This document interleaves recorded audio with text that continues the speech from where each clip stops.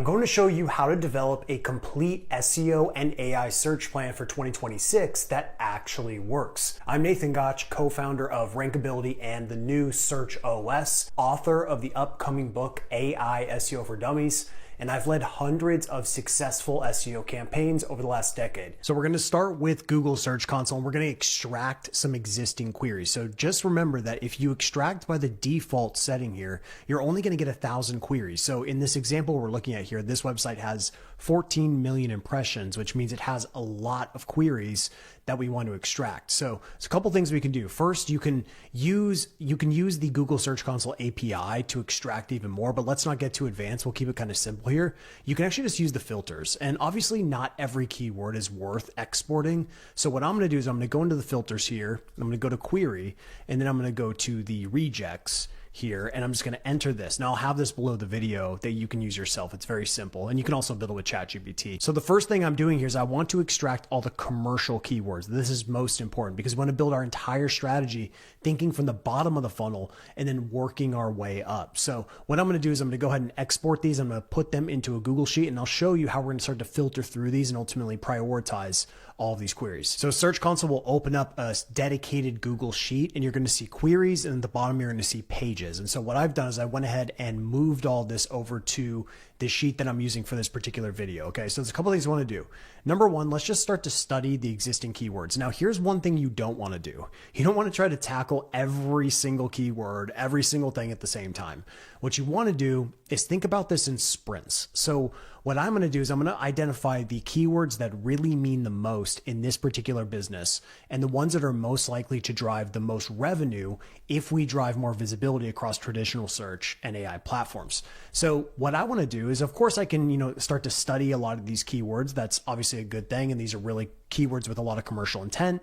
But I can also go over here and look at a lot of these top pages. Okay. And I can identify what are the pages that are most important to us, and what are the pages that have that clear commercial intent. So a couple examples right away that pop out to me is like, I'll put a little Y here next to this as I go through this, but we have best SEO tools for agencies. So obviously this is a very important keyword if you're selling SEO software. All right. So that one, and then this one and this one. So this is best SEO tools for agencies. We have best SEO content optimization tools, and then best AI search visibility tools. So just these three kind of core pages are, three of the most important pages for driving brand awareness for this product. Okay.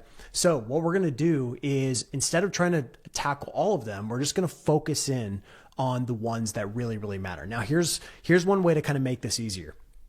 You could, of course, filter through all these keywords, or what you can do is just take one of these, and we're going to see ultimately how one of these pages is doing. So I'm actually going to go with the best AI search visibility tracking tools, okay? Because we're actually launching a tool very soon that does this. So we're going to go back over here, and we're going to go to pages, and we're actually going to filter through all of these queries. And we're going to do it based on the one page here. And what this is going to do is, inside of Search Console now, you can see when I look at this, I can actually export 1,000 queries specifically for this one URL. Okay, that's really, really important. So this is one kind of issue with Search Console, is it kind of gives you little snapshots of queries. But in this case, we can export 1,000, and that would be more than enough to kind of figure out how are we going to improve the performance for this one cluster. All right, so I moved all the keywords for that one URL over to another tab here, and this is where the magic starts to happen. Okay, so what we want to do here is we want to start to figure out which of these keywords are good for targeting on the existing page versus which keywords should we build dedicated pages for to build this cluster. So when I think in terms of clusters, I'm tackling one core topic. So the core topic here for me is AI search tracking tools. Okay, that's kind of the core topic, and we're going to build support all around that one topic. Okay, so we can go through this very quickly. I'll show you the way that I would approach this. So number one is, we're looking for those variants. We're looking for keywords that typically are not ranking very well. And there's a reason why they're not ranking well. Number one, it could be a lack of links. It could be a lack of positive signals. There's lots of reasons. It could also be a lack of could just not be well optimized.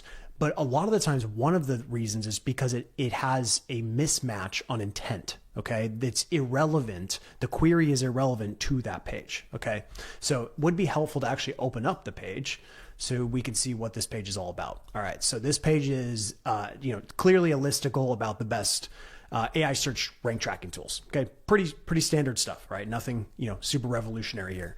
So we know that for a keyword to align with this page, it needs to be on this one topic. If it does not focus on this one topic, it is a candidate for expanding the additional pages that will support this one page. Okay, this will make a lot of sense here in a second. So what we're going to do here is we're going to go over here, and I'm just going to say, we'll say new. All right, so a new just means that very likely we should build a dedicated page for this. Okay, and we can, by sorting by position, this is the best way to do it, because if it's not ranking very well, there's probably an issue. Okay, so we're going to walk through this real quickly. Okay, so I went ahead and put all of these queries into buckets and categories, and so now I'm in a good place where I can see kind of the types of assets we need to build to support this one page. And as we can see here, there's a lot of kind of unique ways that this page is being discovered. But the thing is, this page is not relevant enough for AEO, which is answer engine optimization. It is not relevant enough for best SEO or best software for AI mode or Google AI mode. It's not relevant enough for AI overviews. It's not relevant enough for ChatGPT. So what is clear to me already is that to be able to improve the performance of this page, we need to attack these topics to support this page. Okay, so I've identified best AI search visibility tools as the primary focus of this page. Now, here's something that's really important to do. There's going to be a lot of keywords that you're going to want to target on the same page. You're not going to need to create a dedicated page for a lot of these variants. And so the key to understanding this is making sure that you only create a new page when the query has clear different intent. Or a better way to think about it is if you had to create a dedicated landing page and you had to drive paid ads to that page, how specific would you make that page, right? So an example of this is looking at some of these queries. I've sorted these by impressions. So what I want to see, are there certain words that are synonymous that are being used that I still need to mention on this page? So an example is this one here. What are the best AI search monitoring tools? Okay, so I'm going to go ahead and put this in green because this is a variant of this core keyword. So what we want to do is go ahead and just take whatever the word is that is kind of missing from that original query. So in this case, it's going to be monitoring. Okay, so I'm going to put that variant here. Okay, and this is just a reminder that when I build the title tag and the meta description, and even the page itself, that I'm hitting on some of these core variants. Okay, that's really important. And then we can keep going down here. We see we have AI search platforms. Once again, another slight variant that could make a difference by saying platforms, right? Or platforms, right? That's a very simple thing we can do. And then keep going down here, keep looking for any other variants that we can add to this list. Okay, so as you can see here, I've added all the variants that I'm gonna attack on this one page. So now what we're gonna do is we're gonna start adding the supporting pages that we need to build, or if those pages already exist, we need to make those pages better to attack more of these keywords, to expand our keyword footprint. So here's an example here. We're looking at AEO, which is answer engine optimization. We can clearly see there is a variant here for this type of query. Now the question is answer engine optimization wildly different than a lot of what these variants this main page is already going after? That one's somewhat debatable, but I would still probably build a dedicated page for it. So, and if when in doubt, what you can do is just go into Google, and this is the way that I will typically test this is best AEO tracking tools. Okay, so we'll run that. Then what I'm gonna do is I'm gonna run the exact query that we know we're going after for sure. And we're going to run that and we're going to see how that pans out. Okay, so what we have here is once we get past all of the ads, we're going to look and see how different the results are based on that variant. Okay, so obviously, with AI overviews, it's pretty erratic and you're probably going to see variants no matter what. But you probably want to go down here and just look at the traditional search results, because this will give you a better clue into how Google is understanding the intent of that phrase. And so what I'm looking for is like, if these results are pretty much the same, then I'm probably not going to go and create a dedicated page. But if I see a lot of variance here, then I know I need to create a dedicated page. And based on what I'm seeing here, I see a lot of variance. I don't see a lot of pages that are ranking that are similar across these. Okay. So what I would do is definitely create a dedicated page for this query. All right. That was a very simple one that we could come to that conclusion. All right. So we got that one.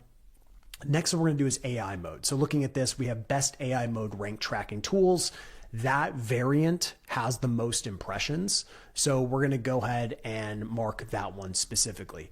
And so we'll go ahead and take a look. We're going to label these all a little bit different so we can color code them. But looking at AI mode rank tracking tools, this one's a really good one. We'll go after that. And then we're just going to keep going down the list and adding all of the dedicated topics that we're going to attack with dedicated pages. Okay, so I've got a cluster of 9 pages to go after that are all closely linked together. And so the good news is as we build these out, what's going to happen is once they get indexed in Google and they start to get organic traffic, we can go back to Google Search Console and extract those keywords again and identify new keywords to continue building more and more support. But in the beginning, you want to identify 5 to 10 core topics that you go after. And that's going to give you, those 5 to 10 core pages. That's going to allow you to really expand your keyword footprint. But most importantly, the beauty of this is it actually gives you intelligence. It gives you, data that you didn't have before that you can then double down on and ultimately improve the strength of this one cluster. So the next obvious question is, how do we actually go after these keywords? So before you just jump in and start trying to either optimize an existing page or create new content, there's one thing you have to do that's going to make your life so much easier. I need you to build a knowledge base. This is so important, and I just cannot stress this enough. Okay, so there's multiple ways you can do this. Number one, you can use ChatGPT. So you can just use a project. So if you go into ChatGPT, start a new project here, and then you're going to be able to have this little project here where you're going to be able to upload files related to the brand. So in this case, we would upload files related to rankability, about the products, the services, testimonials, reviews, everything about this business. Okay. And what that allows us to do is the AI will now, whenever you run a query in here and you ask a question, the AI is going to reference those docs first. It's going to go and do retrieval on your documents.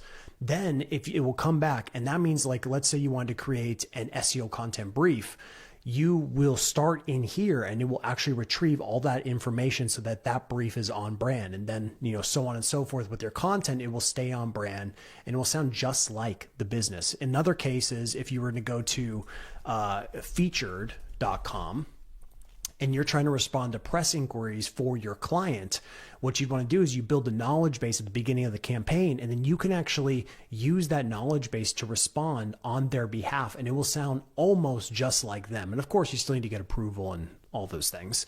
But still, this gives you a place where you can greatly streamline your efforts and have that kind of subject matter expert feel just by using this knowledge base. Okay, so this is the easiest one to do, which is just go into ChatGPT, add some files, and then probe the files using the AI. Okay, that's one option. Another option is you can use a tool like Replit. Okay, so this is an example of one I built just to show this system. I built this in a very short amount of time. It took me probably, less than 30 minutes to build a prototype where, if you're running an agency, you could have multiple clients in here and multiple knowledge bases that you can, upload artifacts and then ultimately probe the AI and retrieve based on those documents. Okay. So this is very, very powerful. Now, I have been working on something, and so I will show you another way to do this. And if you don't know how to do this, I actually show exactly how to do this inside of the Search OS platform. Okay, you can see I actually have build client knowledge base. There's actually 6 standard operating procedures in this entire system where I show you all of the different methods you can use to build this client knowledge base in a very streamlined way. But just to take it up another notch, inside this platform, actually have the knowledge base tool built in here as well. Okay, so you're looking at the Rankability client project. Rankability's quote unquote my client here. But what we do in the beginning of a campaign, the very first thing, like I said, is build that knowledge base. All you have to do is just go in here, and I'll just do website, for example, and I'll just paste in Rankability, and this will import the information from that page, and now it will be used as a source. So for example, if I go in here and I say, what is Rankability? This will not be pulled from generic, AI slop and AI models, this would be pulled directly from the retrieval source. So you're feeding the AI the retrieval source, you're feeding it facts, and then it comes back with actual verified information that is accurate. That is the beauty of this. And so what you can do here inside of this tool is you can actually add multiple sources. You can even decide which sources you want to use, and then you can probe that, and ultimately you can build this inside of this particular client project. Okay, so the name of this tool is called Search OS, and I'll have a link below the video if you're interested. But the most important thing is building this this client knowledge base. You have to do this because the next couple of steps, which are critical, is actually taking this important information and then being able to create really, really good content. So it's always best to focus on existing pages first. So we're going to go ahead and take a look at a few things. Number one is, let's just look at the basics. And I know this might seem quite obvious, but you want to go ahead and just use the detailed Chrome extension here and just look at and make sure that this page is actually crawlable and indexable. Okay, it's a very simple check. Just want to make sure that that is actually the case. So you can go over here, look at robots.txt, make sure it's not being blocked here. We're going to go over here. We can actually go and go into Google itself and just enter a site :search like this and just make sure it's actually indexed. Okay, that's really, really important. And there's also actually a free tool inside of Rankability as well here that you can use. They'll actually see if it's retrievable as well by the AI platforms. Okay, so AI search indexability checker. I'm saying indexability, but it's not really about indexability, but just for the sake of the argument here, you can ultimately test this to make sure that all the AI crawlers can actually get to it and that ultimately it's accessible. Okay, that's the key. And it should be accessible. That matters. All right. So that's the first part, just like handle the basics, get that squared away. Then we want to make sure that the target keyword is appearing in the title tag. And we're going to go and look at this and we can see it is in the title tag and it's showing up in the meta description. We go to the headings. It's showing up in the H1, in the H2, even in the in actually the first two H2s. Okay. So this page has completely handled the basics. All right. There's not a whole lot of, whole lot you can do on that front to make it that much better. Okay.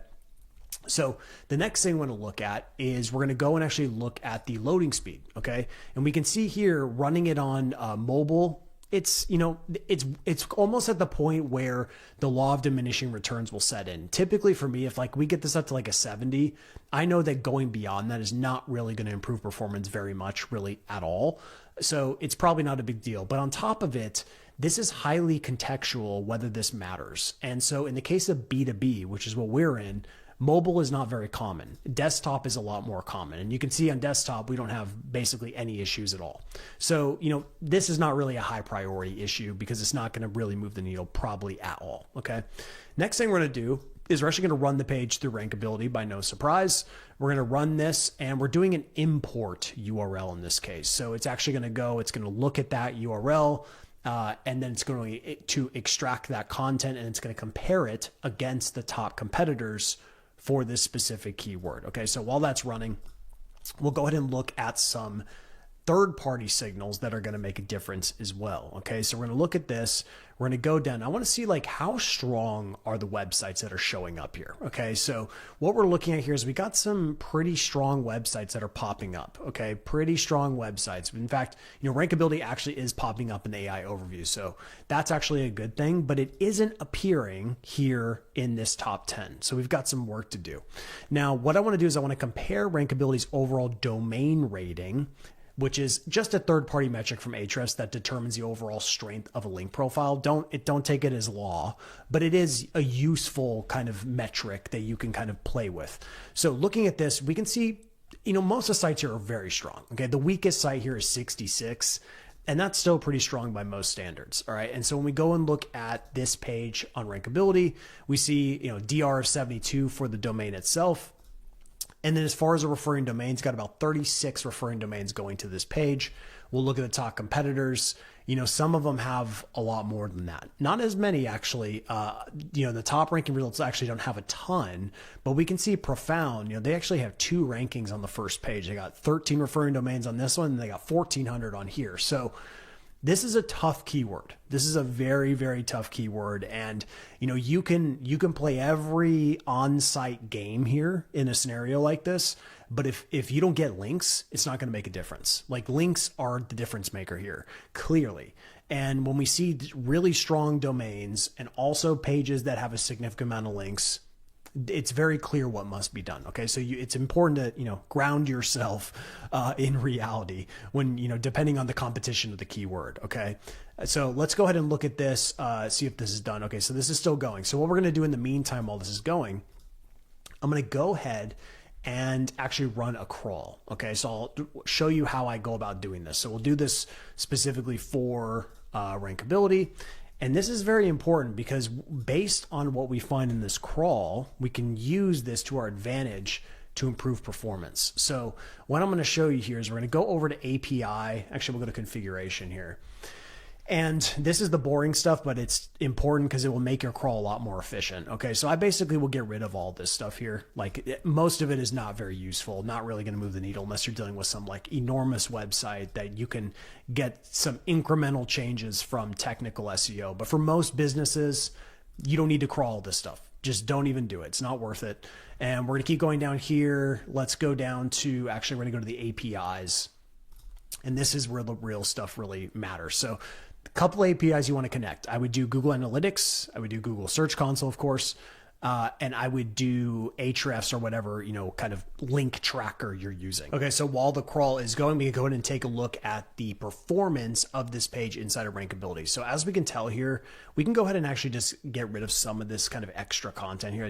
When it does the extraction, sometimes you'll actually pull some, some other stuff from the page and just get a realistic picture of kind of what we're working with here.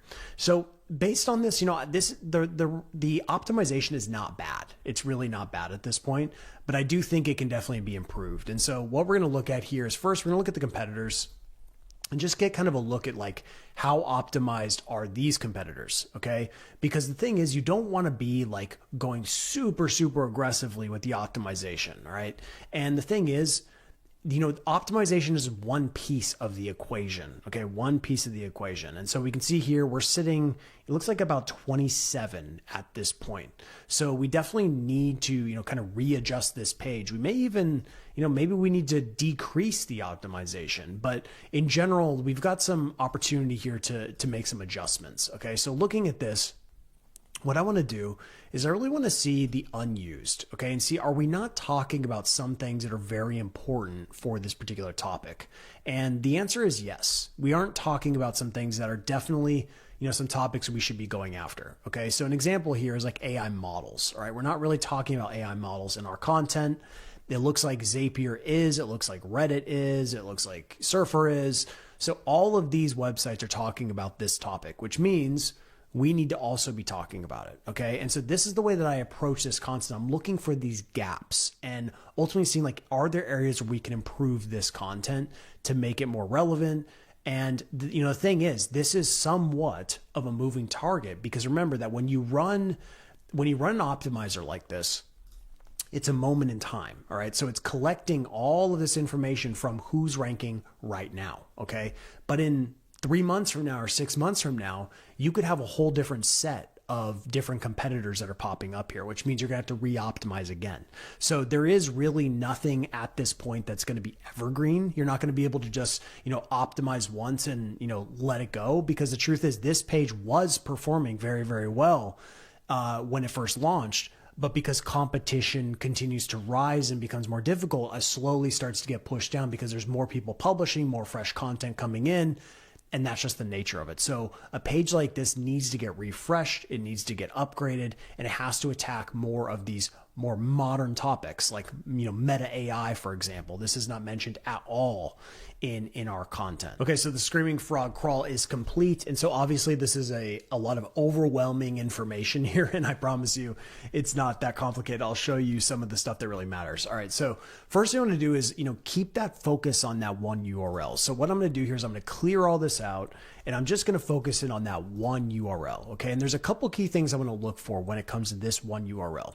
So we're going to scroll over and we're going to look at specifically the amount of internal links that are going to this page. Okay, so a couple things I want to see. Number one is crawl depth. All right, so this is 3 clicks deep into the architecture. Now, when we think about this, that is like the absolute max that any page should be. But the reality is, if this is a very important page, then we should probably give it more priority in the site architecture. So I would actually say I'm going to give this a red because I think this should be no more than 1 to 2 clicks deep, right? No more than that. Okay. Now looking at this, when we look at unique inlinks, this is also a very, very important metric here, which is how many unique internal links are going to that URL. So based on this, honestly, 49 is actually really, really good. So this is not one that I would feel, I think this is a good pass, okay? But this is how you should treat every URL. You don't just look at the page level optimization, you also want to look at how much support does it already have, okay? And honestly, this page does have good support already. It has a lot of internal links, which means there's likely a lot of relevant pages linking to it. So, based on this analysis and, looking at Ahrefs, this page is suffering probably because of authority, right? That's probably the main thing, but it's still worth upgrading and improving it. Okay. So this is the value of running this crawl. You can quickly see like how much coverage does this page actually have. Now, with that in mind, if I'm setting my, Q1 checklist here, what I'm going to be doing is number one, we're going to improve this page. Then after we improve that page, then we're going to go and build out these 8 supporting assets. Okay. 8 supporting assets. And this will accomplish a couple of goals. Number one, it's going to help build more support around that primary page that we want to improve. Okay. That's number one, which then also gives us more internal linking opportunities. Number two is this is going to help us ultimately rank for these longer tail phrases, okay? And that can bring in some long tail traffic, bring in really, really relevant traffic that's likely to convert.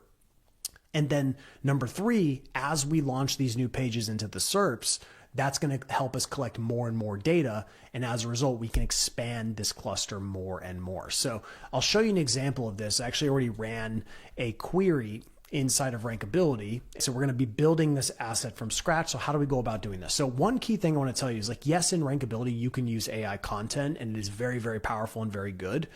But when it comes to really competitive keywords, I'd be very careful. The more competitive a keyword is, the less you should use AI content. Okay. So, and by the way, we rank for a lot of middle to high competitive, high competition keywords with AI content, but that's because we're fortifying a lot of those pages with backlinks and external signals.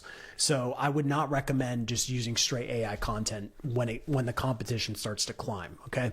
So an example how I would structure this is, first of all, handle the basics, which is, turn this into an H1 tag. And we know that, we can go ahead and do this. Now, there's another little detail here that I want to kind of bring your attention to.